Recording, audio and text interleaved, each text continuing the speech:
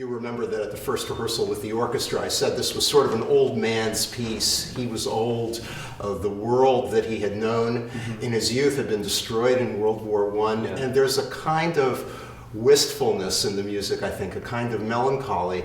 And I'm always really touched when somebody your age plays this piece. How do you see the piece? How do you find your way in? It's difficult, and it's different each time I come back to the piece, which has not been very many since I'm still pretty young, but each time I look at it and play it, I get a different sense of what it's about. Of course, it's about loss, it's about grief, and there's always some hope in there too, but I don't know, that's why it's such an amazing piece, because you can keep digging deeper and deeper and find more emotions there underneath. It's like that in any great piece of music, isn't it? Yeah. What about the second movement, the scherzo, the fast part? It's not conventional kind of happiness, I don't think. Yeah, exactly. I've been struggling to make sense of that movement in the middle of after the large first movement, and then there are two movements after that.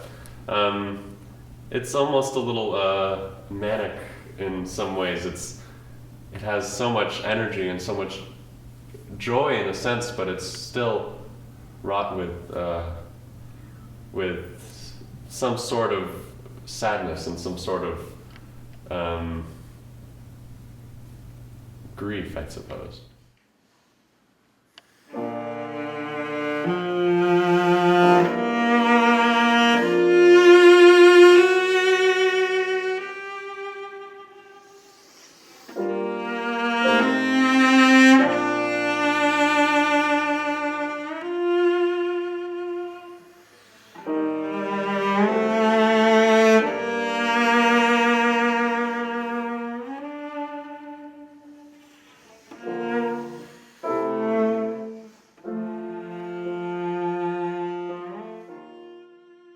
Yeah, I grew up listening to Jacqueline du Pré's recording of the concerto, and so I still have it in my brain when I hear the piece and when I play it. It's a challenge on its own to try and make it my own and try to keep my own interpretation in there. She does so many amazing things, and I have to somehow understand everything she found in that piece while still making it my own. So I'm going to try and do that.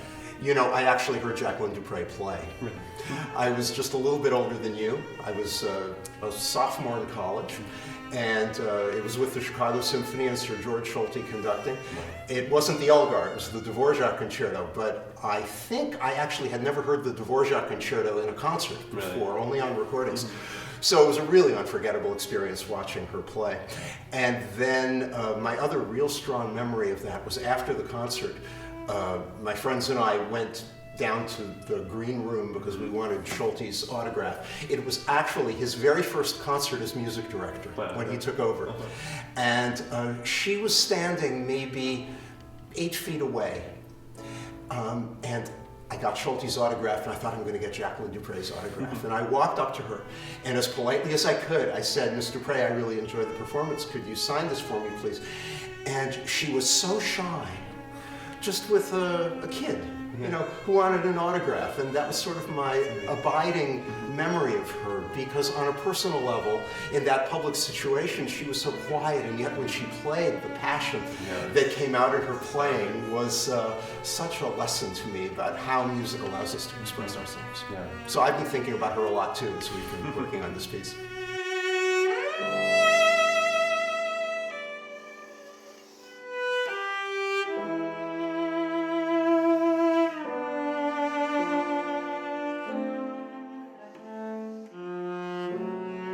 We're going to start the concert with Leonard Bernstein's Overture to Candide, which is as happy and as upbeat a piece as one can imagine, followed by the Elgar Concerto. And then you're going to be playing in the orchestra in the second half of the concert for Tchaikovsky's Pathétique Symphony. How does that strike you? It's an enormous piece as well, and following Elgar, it's just the same amount of emotion and same depth to it. That'll be interesting to to access the same emotions from, a different perspective. It's so much different in the cello section than out in front of the orchestra playing a solo part, and both are equally as